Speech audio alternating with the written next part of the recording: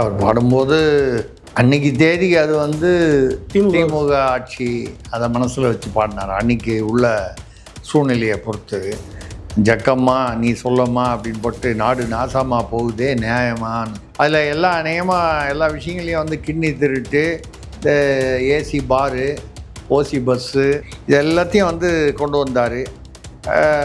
பார்க்க சைக்கிளில் மக்கள் படும் பாடு, அவள் உழைக்கிற மக்களை தான் வந்து அப்படிலாம் சொல்லி ஓட்டை யோசித்து தான் போடு, அப்புறம் சொர்க்கமாக மாறுவும் நாடுன்னாரு. யோசித்து போட்ட மாதிரி தெரியல. அதாவது திமுக ஆட்சியை அகற்ற வேண்டும் என்றவரை மக்கள் யோசித்தது வரைக்கும் சரி. சீமான் பாடிய பாட்டு வந்து மக்களிடம் எடுபட்டது, அது வேலை செய்தது. ஆனால் இந்த மக்கள் வந்து மாற்றம் என்ற பேரில் என்ன பண்ணிட்டாங்கன்னா, இப்போ கொண்டு ஆட்சி என்ன இருக்குன்னு பார்த்தா இவங்களுக்கு அவங்களே பரவாயில்ல அப்படின்னு சொல்கிற அளவுக்கு கொண்டு வந்துட்டாங்க. நீங்கள் எப்படி நீங்கள் சொன்ன இலவசங்களுக்கு வந்து முழு இலவசங்களும் நீங்கள் கொண்டு வரணும்னா ஒரு வருஷத்துக்கு 12 லட்சம் கோடி தேவை, வெறும் இலவசத்துக்கு மட்டும். அதில் குறிப்பிட்ட இலவசங்கள் முக்கியமானது இந்த மகளிர், அப்புறம் அந்த டிப்ளமா ஹோல்டரு, இன்ஜினியரு 4000 ரூபா, அப்புறம் அந்த 8 கிராம் தங்கம், இதெல்லாம் மட்டும் பார்த்தீங்கன்னா குறைஞ்சபட்சம் ஒரு 3 லட்சம் கோடி தேவை. உங்களுக்கு யார் கடன் கொடுப்பா? இன்றைக்கி 10 லட்சம் கோடி ஆயிடுச்சுன்னு சொல்கிறீங்கள. நீங்கள் ஆட்சியை முடிச்சிங்கன்னா எப்போ முடிக்கிறீங்களோ 2031 வரைக்கும் நீங்கள் இருப்பீங்கன்ற ஒரு நம்பிக்கையில் சொல்கிறோம்.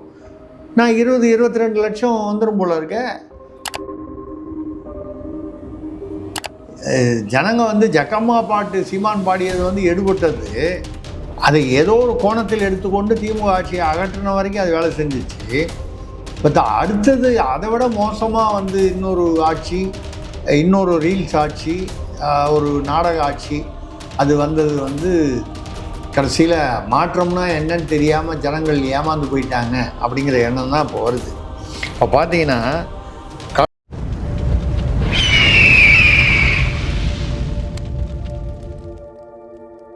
அரசியல் கலைஞர்களுக்கு வணக்கம். இன்று நம்ம வந்து சிறப்பு வந்து மூத்த பத்திரிகையாளர் திரிசக்தி அவர்கள். வணக்கம் சார். வணக்கம் சரண், சொல்லுங்கள் சார்.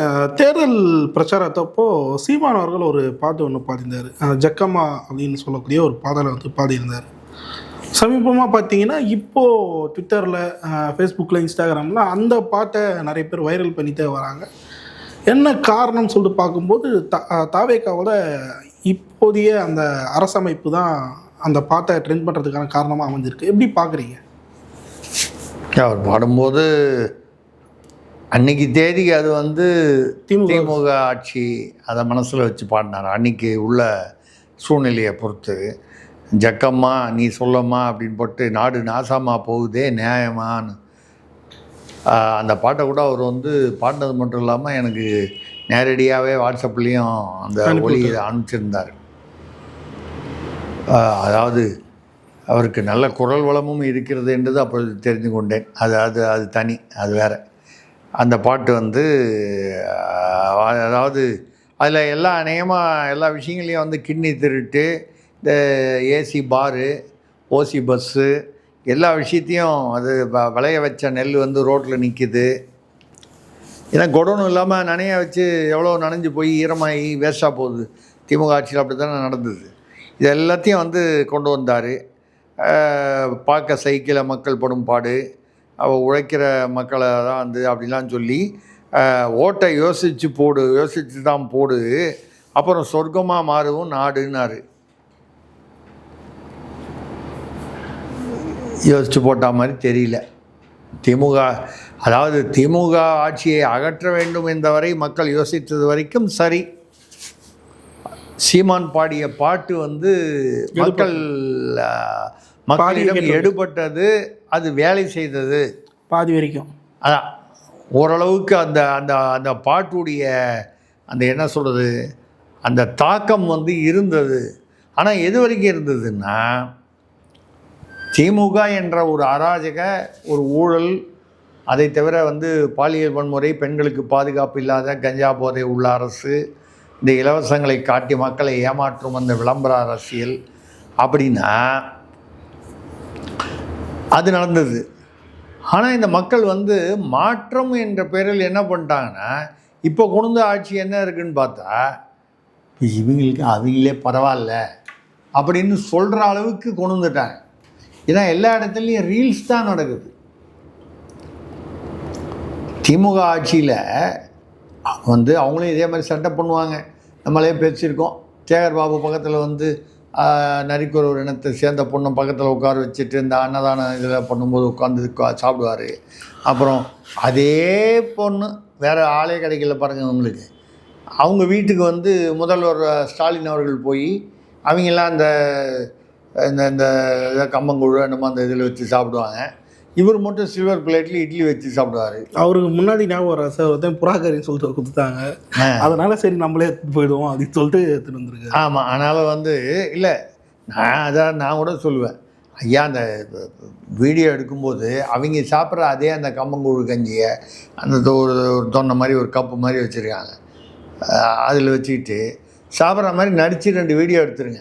அப்புறம் எல்லாத்தையும் ஆஃப் பண்ண சொல்லிட்டு நீங்கள் இட்லி சாப்பிடுங்க, இல்லை என்ன வேணால் சாப்பிடுங்க. உங்களுக்கு என்ன வேணுமோ உங்களோட உடல் நலம் உங்களுக்கு விருப்பத்துக்கு தான். அதையாவது கவனிக்க வேணாமா?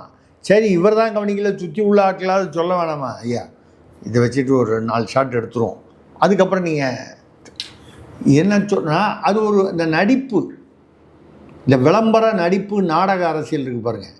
இது திமுக பண்ணுச்சுன்னா தாவேகா அதை விட இன்னும் சூப்பராக பண்ணுது. ஸ்டாலின் வந்து அவர் வந்து ஏதோ ஒரு குறிஞ்சி மலராக ஏதோ ஒரு சீரியலில் மட்டும்தான் நடித்தார். உதயநிதியை ஒரு 10 படம் நடிச்சிருப்பார், 8 படமோ 10 படமோ.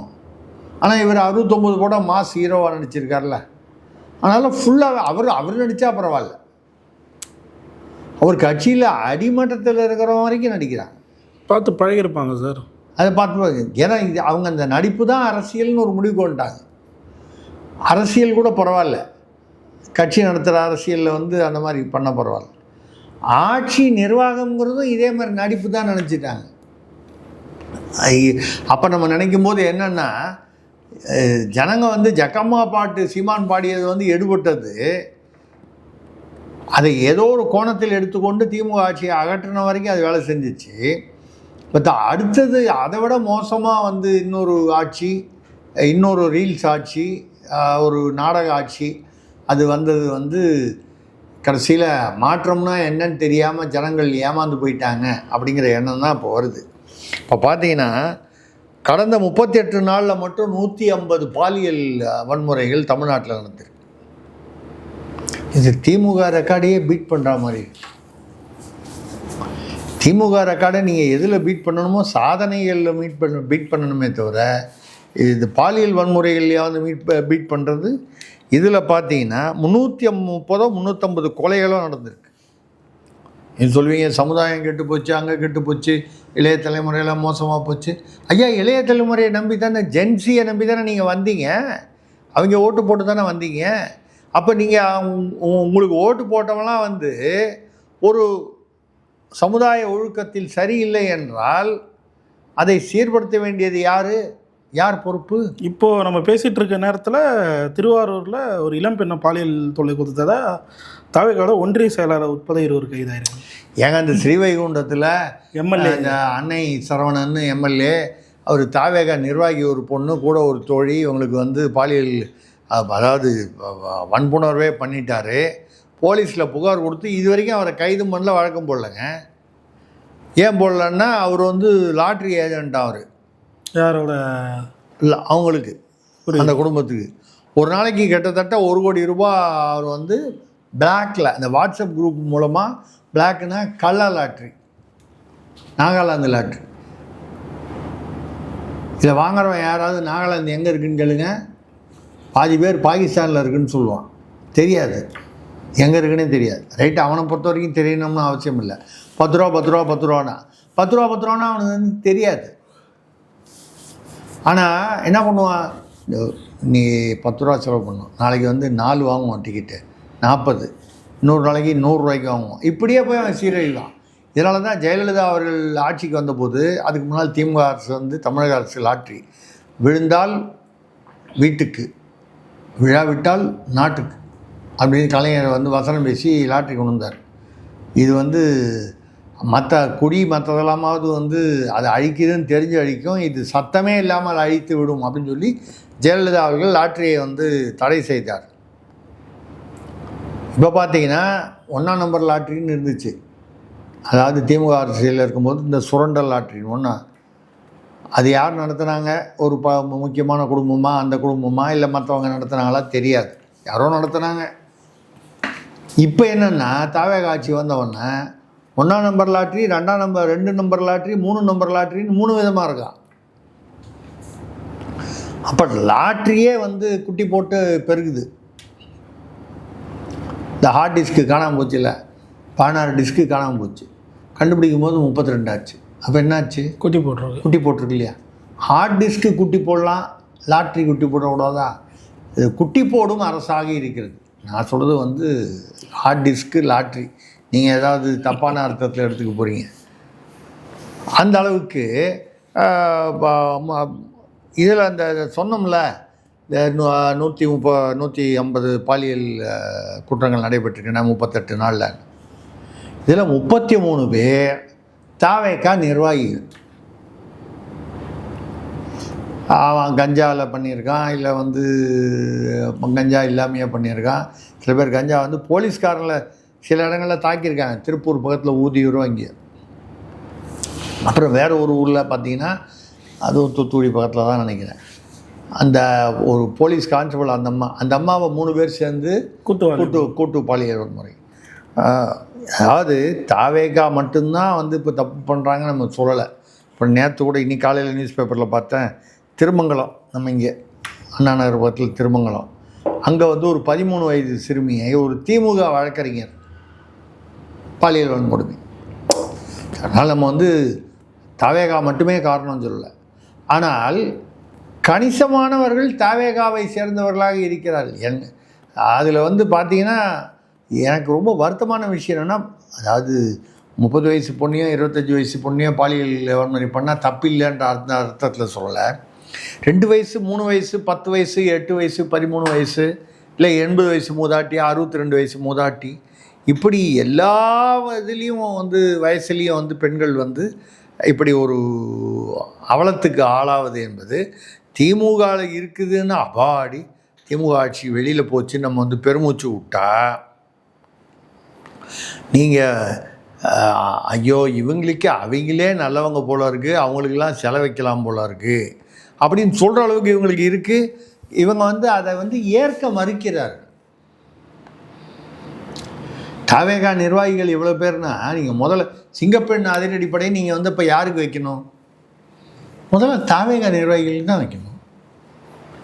அந்த நிர்வாகிகளில் வந்து நிர்வாகிகளோ தொண்டர்களோ எங்கேயோ போனால் ரேஷன் கடையில் போய் நான் தாவேகா ஆள், எனக்கு 3000 ரூபா கொடு, அப்புறம் இந்த பில்டிங் கட்டுறவங்ககிட்டலாம் போய், பில்டிங் எல்லாம் கட்டுறாங்கல்ல, அவங்ககிட்ட போய் வந்து நான் தாவேகா ஆனால் இவ்வளோ கொடு. எப்படி இருக்குன்னா, திமுக ஆட்சியில் வந்து நார்மலாக அதை வந்து செய்வாங்க.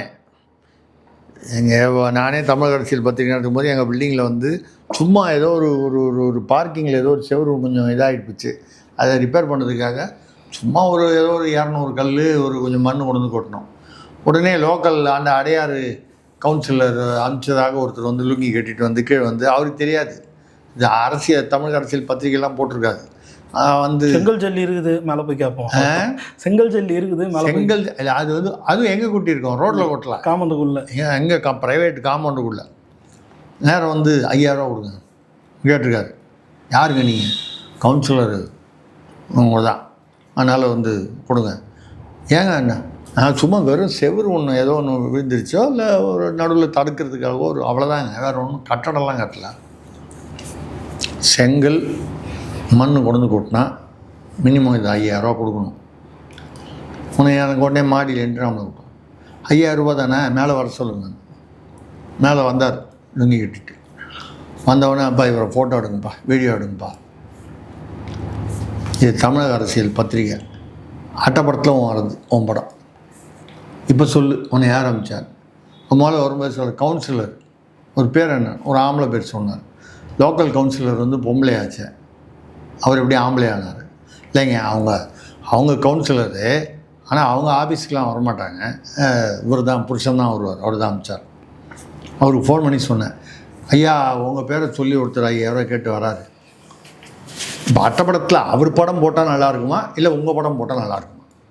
உங்கள் படம் போட்டால் உங்களுக்கு பப்ளிசிட்டி ஆகும், அவர் படம் போட்டால் யாரோ அவர் படம் எப்படி வசதின்னு அவங்கள்ட்ட லைனை கொடுங்க அப்படின்னு சொன்னால் கண்ணாமண்ணா 4 கெட்ட வார்த்தையில் திட்டினார் போட்டு. ஏன்டா இடம் தெரியாமல் போய் ஏன்டா கேட்டேன், அது பத்திரிகை ஆஃபீஸ். ஐயா பத்திரிகை ஆஃபீஸுன்னு போர்டு ஒன்றும் போடலைங்க ஐயா, ஓடிவிட்டான். எதுக்காக இந்த கதையை சொன்னேன்னா, திமுக ஆட்சியில் இந்த என்ன சொல்கிறது, பஞ்சாயத்து கவுன்சிலரு, உள்ளூர் வார்டு கவுன்சிலர், நகராட்சி கவுன்சிலரு, இல்லை கவுன்சிலர் புருஷன், தம்பி, அண்ணன், இவங்க வரைக்கும் தான் வந்து இந்த மாதிரி அட்டுழியம் பண்ணி கேட்பாங்க. இப்போ தாவேகா ஆட்சியில் அவன் சும்மா சாதாரண தொண்டை, எந்த பதவியிலையும் இல்லை, அவனும் அவன் குடும்பத்துலேயே யாரும் எந்த பதவியும் இல்லை. நான் தாவேகா ஆளுங்கட்சி, ஆனால் நான் கேட்டால் கொடுக்கணும். ஒரு ரேஷன் கடையில் போந்து ஒரு பெரியவர் கலாட்டா பண்ணி எல்லோரும் பிடிச்சி கொடுத்துட்டாங்க. இன்னொரு இடத்துலையும் அதே மாதிரி போய் ஏதோ பணம் கெட்டு திலகம் போட்டு தர்மடியே கொடுத்துருக்காங்க. அப்போது நீங்கள் என்ன ஒரு ஒழுக்கம் நீங்கள் இல்லை, அப்படி தான் இருக்கும். நீங்கள் முதல்ல வந்து என்னமோ பேசுனார தனி மனித ஒழுக்கம், எல்லோரும் வேறு மாதிரி கேட்குறாங்க. இந்த தனி மனித ஒழுக்கம்ங்கிறது வந்து மற்றவங்களுக்கு மட்டும்தானா, பேசுகிறவங்களுக்கெல்லாம் உண்டா இல்லையா, புரியுது அப்படின்னு சொல்லி கேட்குறாங்க. சரி நம்ம அது வேண்டாம், அதை விட்டுருவோம். நான் சொல்கிறது, உங்களுடைய தொண்டர்களுக்கும் நிர்வாகிகளுக்கும் எது ஒழுக்கம் எது ஒழுக்கமின்மை என்பதை கற்றுக் கொடுங்கள். இல்லைன்னா திமுகவோட உங்கள் ஆட்சி மோசம், அதாவது தவேக ஆட்சி எதுவுமே நல்லது பண்ணல அப்படின்னு நம்ம வந்து அப்படி வந்து ஒரு வன்மத்தோடு பேசலை. சில விஷயங்களில் நல்லது பண்ணணும்னு நினைக்கிறாங்க. அதாவது அந்த 10 ரூபாய்க்கு வந்து அந்த எழும்பூரில் ஒரு மிஷின் ஒன்று கொண்டு வந்து போட்டிருக்காங்க, பாட்டில் ரிட்டர்ன் பண்ணல. அது இன்னும் அண்ணா நகர்லேயே வச்சுருக்காங்க, 2 இடத்துல வச்சுருக்காங்க. 2 இடத்துல வச்சா பத்தாது, 4000 கடை இருக்கும்போது அட்லீஸ்ட் ஒரு 2000 இடத்துலையா கடையிலையாவது வைக்கணும். 2000 மிஷின் கிடைக்குமா, தயார் பண்ண முடியுமா, சப்ளை இருக்குமா தெரியல நமக்கு. சும்மா மாடலுக்கு 2 மிஷின் வச்சுட்டு நீங்கள் பேர் வாங்கிட்டு போக முடியாது.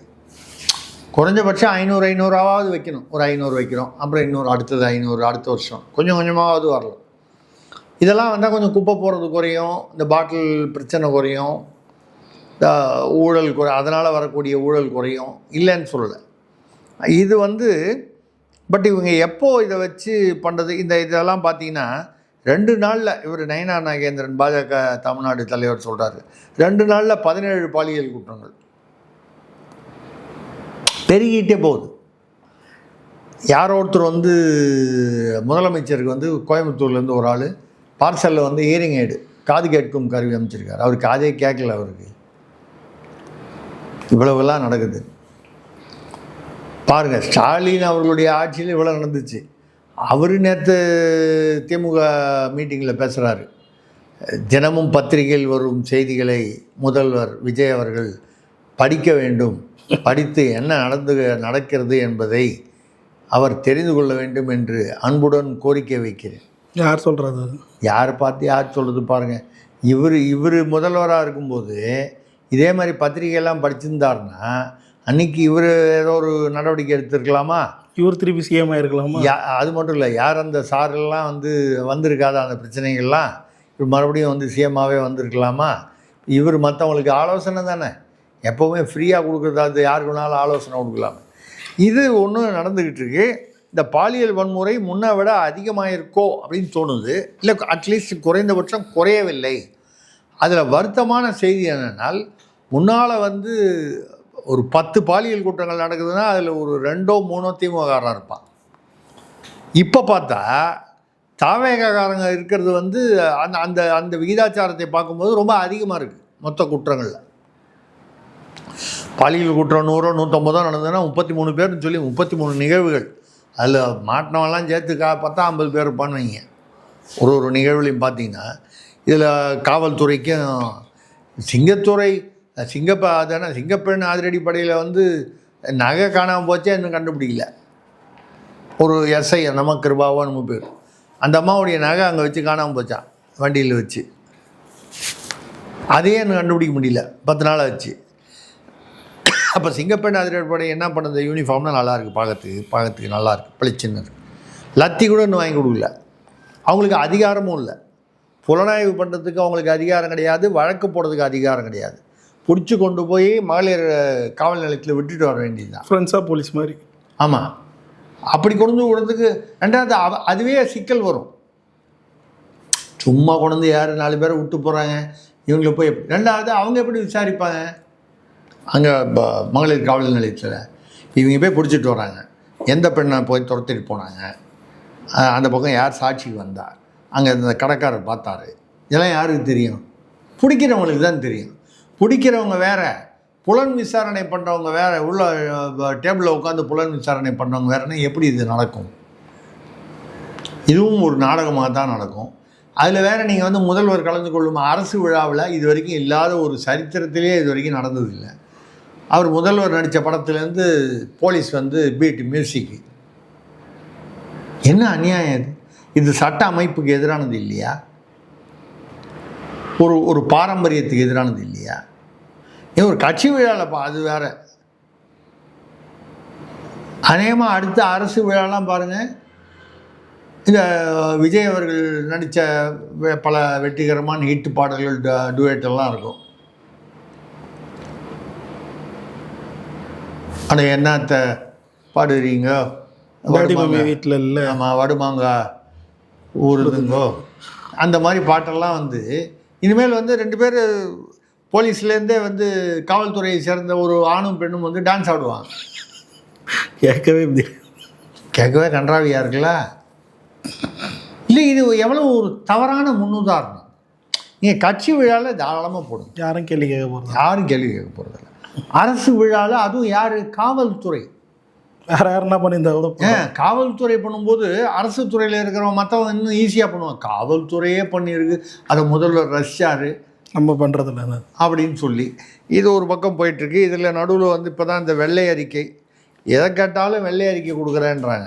நிதித்துறையில் பிரச்சனைனா வெள்ளை அறிக்கைனாங்க. நேற்று ஒரு வழியாக அவர் நிதியமைச்சர் மரிய வில்சன் அவர் அதாவது தானும் கஷ்டப்பட்டு மற்றவங்களையும் கேட்குறவங்களையும் கஷ்டப்படுத்தி வெள்ளை அறிக்கையை படித்தார்.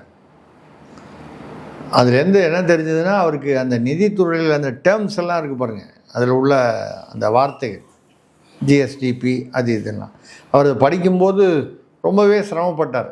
நம்ம கொஞ்சம் பார்க்குறதுக்கு ரொம்ப கொஞ்சம் அவர் பேரில் அனுதாபமாகவே இருந்தது. இன்னும் சார் அவர் கல்வி தந்தை, அவரை போய் எப்படி சொல்கிறீங்க?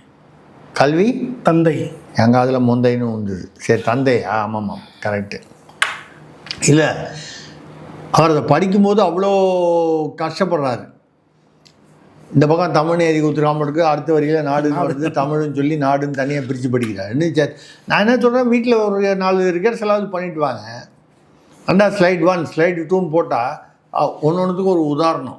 ஒரு குடும்பத்தில் 100 ரூபா, அதில் வந்து 45 ரூபா வந்து 100 ரூபாய்க்கு மேலே 145 ரூபா செலவு. ஐயா, அதெல்லாம் புரிஞ்சுது. இப்போ விஜய் அவர்களே மாண்புமிகு முதல்வர் விஜய் அவர்களே அவரையும் இந்த அதை தயார் பண்ணது யார்? அதிகாரிகள் தானே பண்ணுறான். அமைச்சர் வந்து படிக்க தானே பண்ணுறார். படிக்கும்போது அவர் வந்து தமிழ், அதாவது நிதி பற்றியும் அவருக்கு புரிஞ்சதா தெரியல, தமிழ் படிக்கவும் தெரில. முன்னால் நம்ம வந்து சொன்னோம், பிடிஆர் பழனிவேல்ராஜன் வந்து தமிழ் ஒழுங்காக படிக்க தெரில, இங்கிலீஷில் எழுதி வச்சு படிக்கிறார். அவராவது ஃபாரினில் இருந்தார். ஆனால் உண்மையான நிதித்துறை நிபுணர் அவர், விஷயம் தெரியும். இப்போ இங்கே தமிழே வந்து தமிழ்நாட்டில் இருந்துக்கிட்டு தமிழ் படிக்க தெரியலையா? அது ஐயா படிக்க தெரியலன்னா 4 தடவை படித்து பார்த்து ப்ராக்டிஸ் பண்ணிங்க. இது வரைக்கும் அந்த மாதிரி படித்ததில்லை அப்படின்னு. இப்போ பட்ஜெட் வரப்போகுது, 40 நிமிஷம் 30 நிமிஷம் படிக்கணுமே தொடர்ந்து. 1/2 மணி நேரம் 3/4 மணி நேரமாவது படிக்கணும். அந்த பட்ஜெட்டை படிக்கும்போது எவ்வளோ கஷ்டம் அவருக்கு. நான் சொல்லலை, மக்களுக்கு கேட்குறவங்களுக்கு என்ன புரிய போகுது? சரி, இதெல்லாம் சொன்னீங்களே, அதில் என்ன விஷயம் சொன்னீங்க? 100 ரூபா வந்தால் 145 ரூபா செலவாகுது, அதான் புரிஞ்சிருச்சு. 10 லட்சம் கோடி ப்ளஸ் வந்து இந்த போக்குவரத்து கழகம், அந்த மின்சாரத்துறை, அதெல்லாம் சேர்த்து ஒரு 3 லட்சம் கடன். அதெல்லாம் தான் இந்த வாக்குறுதி, நீங்கள் தேர்தல் உங்களோட வாக்குறுதி கொடுத்தீங்களே, அந்த வாக்குறுதியும் போது அந்த தேர்தல் அறிக்கையிலேயே கொடுத்துட்டீங்களே. இப்போ என்ன புதுசாக என்ன சொல்கிறீங்க? அதே 10 லட்சம் கடன் 13 லட்சம் கடன் தெரிஞ்சு போச்சு. 67,000 68,000 நம்மளே பேசியிருக்கோம், 70,000 கோடி கிட்டத்தட்ட வட்டி கட்டுறாங்கன்னு. இதெல்லாம் ஏற்கனவே மக்களுக்கு தெரிந்த விஷயங்கள், நேரடியாகவும் அரசியல் அறிக்கைகள் மூலமாகவும் அன்றாட வாழ்க்கையிலும். இப்போ இன்றைக்கி தெரிய வேண்டியது என்ன நடந்துச்சு, இதில் ஊழல் எங்கே நடைபெற்றது, உதாரணம். சரி, நாங்கள் அதை எப்படி சரி பண்ண போகிறோம்? இல்லை 30% இந்த 20% கட்சி தலைமைக்கு பார்ட்டி ஃபண்டு, 10% அதிகாரிகளுக்கு போன ஊழலை தடுக்க போயிடும். ஆனால் நடக்கிறதெல்லாம் விசாரித்தா அப்படி தெரியலையே. அதே ஸ்ரீவைகுண்டம் அன்னை சரவணன் இருக்கிற அதே அந்த அந்த அந்த ஏரியாவில் இன்றைக்கி வந்து அந்த ஒரு அது என்ன எம்சாண்டை கடத்திட்டு போகும்போது ஒரு லோடுக்கு இவ்வளவுன்னு அவருடைய ஆட்கள் வசூல் பண்ணுறாங்கன்னு தெளிவாக பத்திரிகையில் வருது. இது மாதிரி வந்து ஆங்காங்கு இந்த கனிம வளங்கள் கடத்தல் மற்ற விஷயங்கள் எல்லாத்துலேயும் ஊழல் நடைபெறுதுன்னு சொல்கிறாங்க. சிஎம்டியெல்லாம் நிறுத்திட்டேன்றீங்க, நிறுத்தினா சந்தோஷம். இப்போ கூட தனியார் கூட்டமைப்புலேருந்து என்ன சொல்லியிருக்காங்கன்னா, அந்த பள்ளிகள் கூட்டமைப்பில் நம்ம பாராட்ட வேண்டிய விஷயத்தை பாராட்டுறோம். பள்ளிகள் கூட்டமைப்பில் தனியார் பள்ளிகளில் இதுக்கு முன்னால் உள்ள திமுக அரசில் ஒரு என்ஓசி வாங்கணுன்னா கூட ஒரு 5 லட்ச ரூபா மினிமம் செலவு பண்ணணும். சமயத்தில் 20 லட்ச ரூபா வரைக்கும் கேட்பாங்க. ஆனால் எந்தவித லஞ்சமும் இல்லாமல் இப்போ வந்து கிட்டத்தட்ட 1000 பள்ளிகளுக்கும் இன்னும் ரெனியூவல் பண்ணி கொடுத்துருக்காங்க. எது தாவேக அரசு. அது உண்மை என்றால், ஏன் உண்மை என்றால்னா சமயத்தில் என்ன பண்ணுவாங்க, அதில் யார் நிர்வாகி அவரை கூப்பிட்டு செட்டப் பண்ணி பேச வைப்பாங்க. இது திமுக ஆட்சியில் நடந்திருக்கு.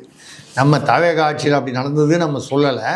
அது மாதிரி இல்லாமல் இது உண்மையாக இருக்குமானால் வரவேற்கத்தக்கது, பாராட்டத்தக்கது.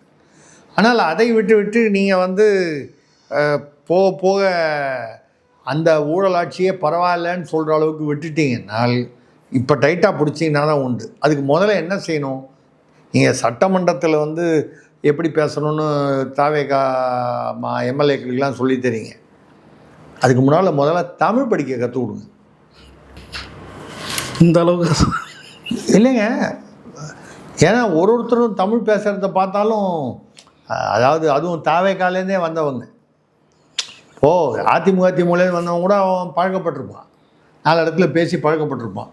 அது பொய் சொல்கிறானோ என்ன புழுகிறானோ என்ன சொல்கிறானோ அது பேசி பழக்கப்பட்டிருப்பான். இவங்களுக்கு இன்னும் அந்த பேச்சு வரல. நான் வந்து அதை வந்து விமர்சனமாக சொல்லவில்லை. உங்கள் குறைபாடுகளை திருத்திக் கொள்வதற்கு என்ன பயிற்சி வேணுமோ பண்ணுங்கள். அந்த பயிற்சி எடுத்தால் தானே.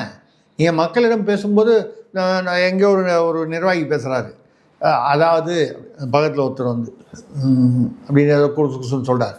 உடனே அவர் மைக்கில் பேசுகிறார். இல்லை, எம்எல்ஏ கேண்டிடேட்டாக இருந்தவர். ஆமாம், ஜெயிச்சிருக்காரு அவர். ஆமாம், ஜெயிச்சிருக்காரு அவர். அது அதாவது தேர்தலில் பேசும்போது எலெக்ஷன் கேம்பெயின். ஆமாம், நமது 234 அப்படின்னு அவர் பார்க்குறாரு. 234 தொழில் தமிழ்நாடு முழுக்க அப்படின்னு பக்கத்தில் ஒருத்தர் சொல்கிறார். ஆமாம், நீங்கள் இந்த நிலையை மாற்றுங்கள். அப்போ தமிழ்நாட்டில் இளைஞர்களுக்கெல்லாம் தமிழே பேச வரலையா? எல்லாருமே பெரியார் ரூட்டுக்கு போயிட்டாங்க போல இருக்கு. ஈவேரா பெரியார் இங்கிலீஷே படிங்க. அவர் சொன்னார், வீட்டில் வேலைக்காரங்களை இங்கிலீஷில் பேசுங்கன்னு சொன்னார். எல்லாரும் பக்கத்து வீட்டில் எழுத்து வீட்டிலலாம் பேசும்போது கூட இங்கிலீஷில் தான் பேசுகிறான் போது தாவேகால. அப்படி நினச்சா நமக்கு நடுக்கமாக இருக்குது. நம்ம தமிழ்நாட்டில் இப்போ போய் வழியை யார்கிட்ட கேட்கணுன்னா தமிழில் கேட்டால் நம்மளை எதாவது திட்டுவாங்களான்ற அளவுக்கு பயமாக இருக்குது. இப்படிப்பட்ட சூழ்நிலையிலிருந்து முதல்ல உங்களுக்கு உங்கள் தாவேக ஆட்களுக்கு தமிழ் கற்றுக் கொடுங்கள், ஒழுக்கம் கற்றுக் கொடுங்கள். அங்கங்கே போய் ஆய்வு பண்ணுற உயர்நீதிமன்றம் இப்போ முந்தானத்து சொல்லியிருக்கேன். அது எப்படி நீங்கள் வந்து டாஸ்மாகில் அங்கே இங்கே போய் அரசு அலுவலகங்களில் ஆஸ்பத்திரியெல்லாம் போய் தாவேகா வெறும் தொண்டருங்கிற முறையில் போய் நிர்வாகின்ற முறையில் போய் நீங்கள் எப்படி வந்து ஆய்வு பண்ணுவீங்க? உங்களுக்கு அந்த அதிகாரத்தை யார் கொடுத்தார்கள் என்று நோட்டீஸ் இஷ்யூ பண்ணியிருக்காங்க. இதெல்லாம் தான் இவர்களுடைய குறைபாடுகள். இதெல்லாம் வந்து சரி பண்ணலைன்னா நிர்வாகம்ங்கிறது அப்புறம் வருது. இந்த குறைபாடுகளை சரி பண்ணாதான். நீங்கள் நிர்வாகத்தில் என்ன பெரிய பிரச்சனை? 30% லஞ்சத்தை ஒழிச்சிடுவேன்னு சொல்கிறீங்க. உங்களால் ஒழிக்க முடியுமான்னு கீழ்மட்டத்தில் பார்த்தா உங்கள் ஆட்டிலே வாங்குறாங்க தெரியல. சரி, ஏதோ ஓரளவுக்கு 20-30% இல்லைன்னா கூட அதில் 10%ஆவது ஒழிக்கிறீங்கன்னு வச்சுப்போம். வருமானம் வந்தால் தானே. நீங்கள் எப்படி நீங்கள் சொன்ன இலவசங்களுக்கு வந்து முழு இலவசங்களும் நீங்கள் கொண்டு வரணும்னா ஒரு வருஷத்துக்கு 12 லட்சம் கோடி தேவை, வெறும் இலவசத்துக்கு மட்டும். அதில் குறிப்பிட்ட இலவசங்கள் முக்கியமானது இந்த மகளிர், அப்புறம் அந்த டிப்ளமா ஹோல்டரு, இன்ஜினியரு 4000 ரூபா, அப்புறம் அந்த 8 கிராம் தங்கம், இதெல்லாம் மட்டும் பார்த்தீங்கன்னா குறைஞ்சபட்சம் ஒரு 3 லட்சம் கோடி தேவை. உங்களுக்கு யார் கடன் கொடுப்பா? இன்றைக்கி 10 லட்சம் கோடி ஆயிடுச்சுன்னு சொல்கிறீங்கள. நீங்கள் ஆட்சியை முடிச்சிங்கன்னா எப்போ முடிக்கிறீங்களோ 2031 வரைக்கும் நீங்கள் இருப்பீங்கன்ற ஒரு நம்பிக்கையில் சொல்கிறோம். நான் 20-22 லட்சம் வந்துடும் போல இருக்க. இப்போ தங்கம் தென்னரசு வந்து உங்களை பார்த்து கிண்டல் பண்ணுற மாதிரி ஆயிடுச்சே, நாங்கள் டபுள் பண்ணோன்னா நீங்கள் அதை விட டபுள் பண்ணுவீங்க போல இருக்கேன். அப்போ நம்ம குறைபாடுகளை மட்டும் சுட்டி காட்டவில்லை, எங்கெல்லாம் வந்து நல்லது செய்ய முயற்சி செய்கிறார்களோ அதையும் பாராட்டுகிறோம். ஆனால் இதை அவர்கள் சரியான முறையில் இதை நம்முடைய விமர்சனத்தை பாசிட்டிவாக எடுத்துக்கொண்டு குறைகளை சரி செய்து முதல்ல அவங்க கேடர் அவங்களுடைய தொண்டர்களுடைய வந்து அவர்களை சரி செய்து ஒழுக்கத்திலும் மற்ற விஷயங்களிலும் இதெல்லாம் வந்து கற்றுக் கொடுத்து ஆட்சியை நடத்தினால் ஆட்சி தாக்கு பிடிக்கும். இல்லை என்றால் அந்த அதிமுக பலவீனமாக இருக்குது, உண்மைதான். ஆனால் திமுகவில் இப்போது நேற்று கூட பாருங்கள், தாவேகாலேருந்து 10 எம்எல்ஏ வந்து ஒரு எதிர்குரல் போராட்டம் பண்ணியிருக்காங்க. என்னென்னா நீங்கள் வெளியிலேருந்து வரவங்களுக்கெல்லாம் அதிக முக்கியத்துவம் கொடுக்குறீங்க, இப்போ உள்ளே இருக்கிறவங்களாம் நாங்கள் எங்களுக்கெல்லாம் என்ன பதவி கிடைக்கும், உள்ளாட்சியெலாம் வருது பாருங்கள். இப்போ விஜயபாஸ்கர் வராரு, அந்த கரூர் விஜயபாஸ்கரும் வராராம், மாறி மாறி வந்துக்கிட்டு இருக்காங்க. முதல்ல 5 இருந்துச்சு இடைத்தேர்தல், அப்புறம் 6 இருந்துச்சு, அப்புறம் ஜவஹர்லால் வர போகிறாருன்றாங்க. அப்போது இந்த ஒழுக்கத்தை நீங்கள் வந்து கடைபிடிக்க வந்து உங்களுடைய தொண்டர்களுக்கு ஒழுக்கம் தமிழ் இதெல்லாம் முதல்ல கொண்டுட்டிங்கன்னா நிர்வாகம் வந்து உங்களுக்கு தெரியலன்னா பரவாயில்ல, அதிகாரிகள் இருக்காங்க, நேர்மையான அதிகாரிகளாக ஏற்கனவே இருந்து ஊழலில் ஊறின அதிகாரிகளெல்லாம் ஏற்கனவே கொஞ்சம் பேர் ஒதுக்கி வச்சிட்டிங்க. இன்னும் கொஞ்சம் பேர் பாக்கி இருந்தால் அதை கண்டுபிடித்து அவர்களை ஒதுக்குங்கள். அதே மாதிரி மின்வெட்டுன்னா எதுக்கெடுத்தாலும் திமுக ஆட்சி தப்பு பண்ணிடுச்சு, திமுக ஆட்சி திமுக ஆட்சி தப்பு பண்ணிடுச்சு, அதனால தான் அவங்கள வந்து மக்கள் அகற்றிட்டாங்க. மறுபடியும் அதையே நீங்கள் 5 வருஷத்துக்கு சொல்லிட்டு இருக்க முடியாது. 1 மாதம் சொல்லலாம், 2 மாதம் சொல்லலாம். அப்புறம் இதை சரி செய்து கொள்ளாவிட்டால் அவர்கள் மீது 5 வருடத்தில் வந்த வெறுப்பலை உங்கள் மீது 6 மாதத்திலேயே அந்த வெறுப்பலை எதிர்ப்பலை மக்களுக்கு வந்து தவேக ஆட்சி மீது வரும். விஜயுடைய முகம் எல்லாவற்றையும் காப்பாற்றிவிடும் என்று நீங்கள் அப்படி எண்ணினால் அது வந்து ஓவர் கான்ஃபிடென்ட்டாக போயிடும். ஜாக்கிரதையாக இருங்க. ஆனானப்பட்ட கெஜ்ரிவால் கதி என்னாச்சு, மம்தா பானர்ஜி கதி என்னாச்சு, உத்தவ் தாக்கரே கதை என்னாச்சு, இதெல்லாம் யோசனை பண்ணி பாருங்கள். அவங்களெல்லாம் அசைக்க முடியாத இடத்துல இருந்தாங்க ஒரு காலகட்டத்தில். இப்போ அவங்களா அசைக்கணுன்னா காலெல்லாம் மரத்து போய் எந்திரிக்க முடியாத அளவுக்கு இப்போவும் அசைக்க முடியல. ஏன்னு கேட்டால் கால் வந்து அசையலை, எந்திரிக்க முடியல, உட்காந்தா எந்திரிக்க முடியல. அந்த மாதிரி நிலைமையில் இருக்காங்க. மம்தாவை பாருங்கள், உத்தவ் தாக்கரே பாருங்கள், நிறைய அந்த மாதிரி இருக்குது. அப்படி ஆகிவிடக்கூடாதே என்கிற ஆதங்கத்தில் தான் சொல்கிறோம். ஐயா, இப்பொழுதே திருத்திக் கொள்ளுங்கள், இதை சரியான முறையில் கொண்டு செல்லுங்கள், நல்லாட்சி புரியுங்கள். பல்லருக்கு தெளிவாக நன்றி சார். வணக்கம்.